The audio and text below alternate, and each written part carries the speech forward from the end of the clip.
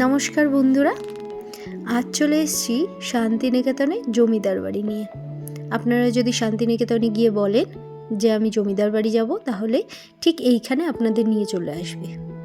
আর দেখুন কত সুন্দর দেখতে, আর আগেকার দিনের কত ঐতিহ্য, এত মোটা মোটা থাম, তাও আবার একটা দুটো নয়, প্রচুর মজবুত করে সুন্দর করে তৈরি করা হয়েছে।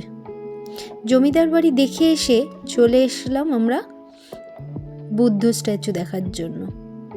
এখানে কিছুক্ষণের জন্য টোটো থামিয়ে আমরা এই বুদ্ধ স্ট্যাচু দেখলাম, আর তারপর এখান থেকে চলে গেলাম রবীন্দ্রনাথের বাড়ি দেখতে। কবিগুরু রবীন্দ্রনাথ ঠাকুর 1 টাকার বিনিময়ে সে এত বড় জমিটি পেয়েছিলেন এবং তার ওপর তিনি তার 6টি বাড়ি করেন। এক এক মরশুমে তিনি এক একটি বাড়িতে নিজের দিন কাটাতেন,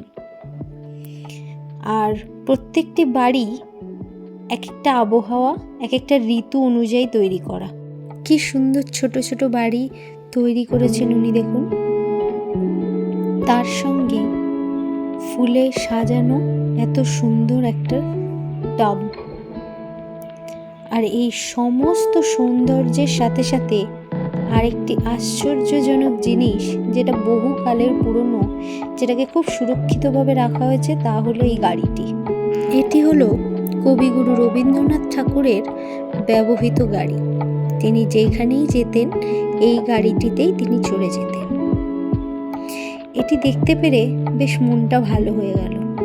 এত পুরনো একটা জিনিস, তার সাথে তার এই সুন্দর বাগান, যেটাকে আজও রক্ষণাবেক্ষণ করে রেখেছেন।